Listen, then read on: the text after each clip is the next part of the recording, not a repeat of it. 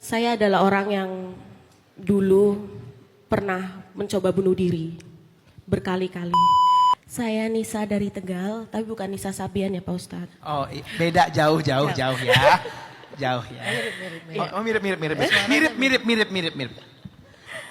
Pak Ustadz, saya mau bertanya. Ya. Saya ini adalah manusia yang berdosa. Sama, Dulu. Mbak. Masa lalu saya terbilang buruk. Namun saya mendapat hidayah di tahun 2019. Saya berpikir saya tidak mungkin untuk hidup seperti ini terus. Setelah itu saya mengubah hidup saya dengan rajin beribadah, berusaha istiqomah, walaupun sekarang belum sepenuhnya untuk istiqomah ya Pak Ustadz. Cuman saya masih berusaha. Lalu saya merasa setelah saya berubah seperti ini, cobaan saya semakin banyak, semakin ditimpa, semakin benar-benar puncaknya itu ke tahun kemarin Pak Ustadz. Saya sakitnya itu nggak wajar. Saya muntah rambut dan saya muntah jarum pentul, semacam benda aneh, dan itu disaksikan oleh keluarga saya. Itu setelah saya melakukan acara pertunangan. Lalu saya berpikir Pak Ustadz, kenapa saya selalu mendapat cobaan yang seperti ini, sedangkan orang-orang yang menyakiti saya, hidupnya itu bahagia Pak Ustadz. Benar-benar bahagia. Saya merasa mungkin saya berdosa telah berpikir negatif kepada Allah, karena kenapa saya seperti ini sedangkan orang-orang yang menyakiti saya itu bahagia ya Allah. Mungkin saya salah. Dan ditambah calon suami saya, kebetulan saya akan menikah di bulan Juli insya Allah. Calon suami saya itu terbilang orang yang apa aja itu selalu tercapai Pak Ustadz. Tapi setelah bersama saya merasa calon suami saya juga ditimpa kayak masalah bertubi-tubi. Saya malah merasa apa saya tidak pantas untuk bahagia? Apakah saya tidak pantas untuk mendapatkan kebahagiaan itu? Begitu Pak Ustadz. Dan pertanyaan saya, orang berdosa seperti saya, apakah bisa untuk bahagia Pak Ustadz? Soalnya saya adalah orang yang dulu pernah mencoba bunuh diri berkali-kali. Namun saya selalu bertahan karena saya berpikir ini cobaan. Saya pasti akan mendapatkan kebahagiaan kelak nanti. Namun di pikiran saya tetap, Kenapa saya tidak pernah bahagia? Apakah saya memutuskan untuk menikah dengan pasangan saya itu adalah hal yang maksudnya kayak adalah satu hal yang tepat gitu. Saya takut membuat calon suami saya semakin susah. Itu aja Pak Ustadz. Sebelum kita menyimpulkan bahwa kita nggak bahagia karena Allah nggak memberikan kita kebahagiaan, kita coba breakdown dulu beberapa masalah ini, karena kan ini agak banyak ya masalahnya ya. Pertama tentang masalah orang yang punya hasad, dengki kepada kita sehingga memberikan kita kesusahan. Salah satunya tadi yang muntah barang-barang asing. Coba Mbak Nisa udah mendawamkan beberapa amalan ya. Kayak zikir pagi dan petang, kemudian menjaga rumahnya dari hal-hal yang bisa mengundang atau memudahkan itu datang. Insya Allah kalau itu didawamkan lebih kuat lagi, insya Allah akan jadi pelindung lah. Yang kedua, masalah dengan pasangan. Ketika Mbak Nisa dan calon pasangan Mbak Nisa punya niat baik mau menikah, pasti niat baik itu karena Allah kan. Pasti dimudahkan sama Allah. Jadi kalau misalnya calon pasangan Mbak Nisa sekarang dapat beberapa masalah, dan timingnya pas lagi setelah dekat sama Mbak Nisa, itu bukan karena Allah nggak menghargai niat kalian. Bukan ke sana POV-nya. Kita perlu mencari tahu nih, bukan ngejudge, tapi kita perlu mencari tahu supaya kebuka. Apa ya kira-kira yang jadi ganjelan dalam hidup Mbak Nisa selama ini? Coba periksa biasanya nggak harus pasti ya. Gimana hubungan dengan orang tua? Kedua, gimana hubungan dengan guru? Dua ini kan sering banget jadi kunci nih. Coba perbaiki hubungan dengan orang tua, perbaiki hubungan dengan guru yang paling berjasa dalam hidupnya Mbak Nisa atau hidup kita semua. Karena katup yang membuat kehidupan kita itu nggak lancar, itu salah satunya adalah buruknya hubungan kita dengan salah satu di antara mereka, orang tua atau guru. Karena guru itu sama pentingnya dengan orang tua. Orang tua melahirkan biologi kita atau fisik kita, guru melahirkan jiwa kita ataupun rohani kita.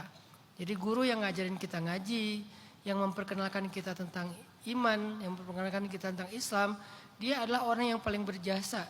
Bisa nggak kita perbaiki hubungan dengan dia, datang kepada dia, sungkem kepada dia, minta ridhonya, minta doanya.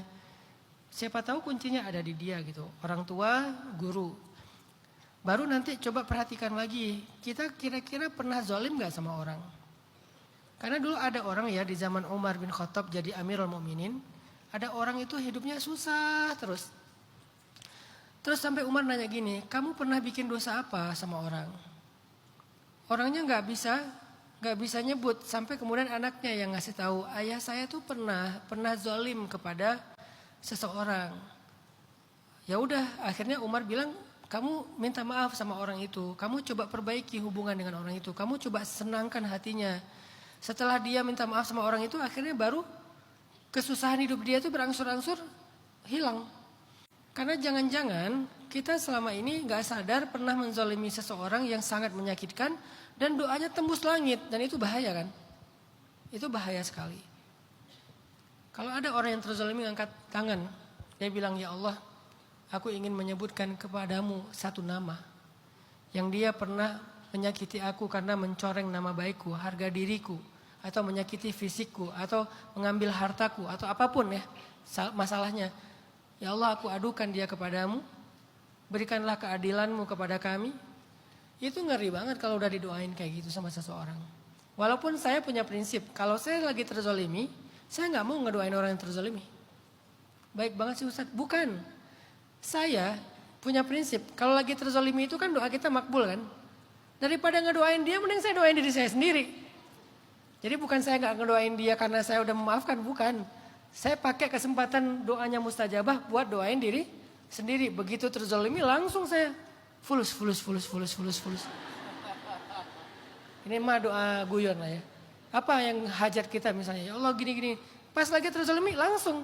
Daripada saya doain dia gak ada kebaikan buat siapa-siapa. Atau saya ngedoain dia kebaikan juga saya belum rela nih. Ya Allah beri dia hidayah. Apa segala macam, bahagiakan dia. Kan kayaknya berat ya. Gak rela banget kan ngedoain orang yang zalim dengan kebaikan. Kalau gak bisa, saya juga gak akan ngedoain dia dengan keburukan. Minimal saya pakai buat diri saya sendiri. Tapi orang yang terzalimi itu punya hak untuk mendoakan kita yang menzalimi dengan doa yang buruk loh. Selama doanya gak berlebihan. Jangan-jangan kita pernah gak sadar atau udah lupa menyakiti seseorang. Coba periksa itu dulu. Saya gak ngejudge Mbak Nisa.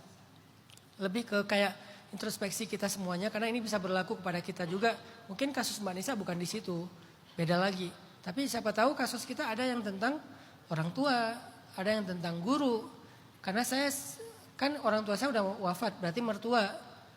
Kalau saya nggak punya masalah dengan mertua, saya udah sungkem dengan mertua, saya minta ampun sama mertua, minta doanya. Oke, mertua saya ridho dengan saya. Saya periksa lagi, apa masalah saya waktu kemarin-kemarin itu banyak musibah. Oh, saya udah lama nggak sungkem sama guru saya di Aceh. Saya pulang ke Aceh. Saya datang ke guru saya sungkem, saya cium tangannya, saya minta doa dan ridhonya. Saya balik ke Bandung, itu tuh dalam hitungan hari terus kayak dibuka gitu sama Allah, banyak kemudahan-kemudahan. Sedahsyat itu tuh ke guru tuh. Apalagi guru yang mengajarkan kita iman. Mulai dari ngajarin kita Quran, ngajarin kita syariat gitu. Mungkin itu guru-guru lama kita yang bukan profesor-profesor banget. Tapi dia kan yang pertama memperkenalkan kita tentang Allah gitu. Nah guru-guru kayak gini nih coba perbaiki hubungan dengan mereka. Baru yang ketiga periksa lagi jangan-jangan kita pernah salah. Kalau salah sih pasti dengan banyak orang kita pasti pernah salah. Tapi zolim enggak? Yang parah gitu zolimnya. Kalau salah-salah kayak salah paham segala macam, salah ucap, oke lah kita namanya manusia ya. Tapi kalau yang zolim banget pernah enggak? Jangan-jangan itu yang jadi katup sehingga rezeki kita, kebahagiaan kita, kemudahan kita itu kayak terkunci gitu. Buka kuncinya, periksa itu. Itu poin yang kedua. Perbaiki dulu hubungan dengan orang-orang yang jadi kunci hidup kita. Orang tua, guru, dan orang yang terzolimi. Kalau udah punya pasangan, bagi kalian yang udah punya pasangan, nambah orang tua, guru, pasangan. Pasangan ini suami ke istri, istri ke suami. Bukan cuma istri ke suami doang ya. Suami ke istri juga gitu. Suami yang zalim sama istri, istri yang dianiaya oleh suami, gak akan berkah rezeki suaminya. Gak akan berkah. Nah, poin yang ketiga buat Mbak Nisa, jawabannya tuh udah ada tadi di narasi saya yang awal. Setiap ujian itu memberi kita pelajaran. Dan semua pelajaran itu akan merubah seseorang. Kalau kita fokus hanya dengan rasa sakit, kita akan terus menderita. Tapi kalau kita fokus dengan pelajarannya, kita akan bertumbuh. Coba Mbak Nisa, pertama lihat ada pelajaran-pelajaran apa yang saya dapatkan dari setiap ujian ini. Dan itu jadi pertumbuhan spiritualnya, mentalnya, mindsetnya, bahkan mungkin life skillnya Mbak Nisa. Sehingga suatu saat ketika ujian itu udah berlalu, Mbak Nisa menjadi seseorang yang punya kapasitas lebih, punya value diri yang lebih. Itu satu. Yang kedua, coba Mbak Nisa selain menerima ujian, bisa nggak juga belajar merasakan anugerah. Being grateful dalam hidup itu. Kan itu yang kurang dari kita kan. Kita kan kayak satu ujian dikasih itu langsung aware kan. Aku diuji nih. Satu masalah, ada masalah nih. Satu musibah, ada masalah nih, ada musibah nih. Kita langsung aware gitu kalau dikasih ujian sama Allah. Tapi kalau dikasih anugerah, kita sering gak aware. Itulah kenapa kita susah bahagia. Karena kita fokusnya hanya dengan masalah. Kita bukan bilang gak ada masalah, ada. Tapi juga anugerah juga banyak loh dalam hidup kita. Bisa gak kita coba merasakan dan menikmati anugerah itu? Aku punya keluarga, aku punya orang-orang yang sayang sama aku. Makanya saya selalu bilang ke orang-orang yang lagi patah hati, gak penting siapa yang melukai kalian atau membuat kalian patah. Yang penting adalah siapa yang bisa membuat kalian tersenyum lagi. Maka fokuslah dengan mereka. Jangan fokus stalking yang udah lewat. Pakai akun kedua, akun ketiga, akun keempat. Enggak usah. Karena mereka udah gak penting.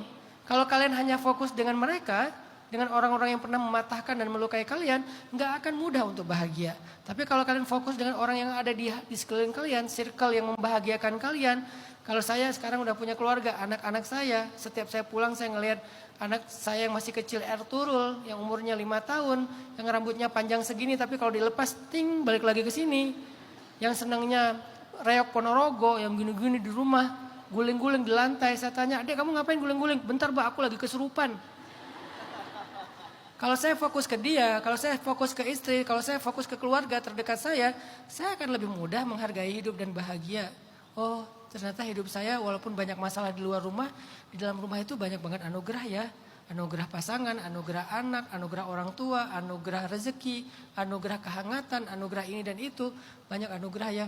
Di situ walaupun gak sepenuhnya kita bilang bahwa kita itu orang yang paling beruntung, setidaknya kita bisa tahu bahwa hidup kita itu ada sisi baiknya juga lah. Untuk kita nikmati. Untuk ngumpulin energi lagi menghadapi ujian-ujian yang berat. Semoga Mbak Nisa dikuatkan. Semoga Mbak Nisa bisa membuka katup-katup tadi. Semoga Mbak Nisa dilapangkan hatinya untuk lebih bahagia lagi dengan apa yang ada. Dan sabar dengan apa yang belum ada. Allahu a'lam.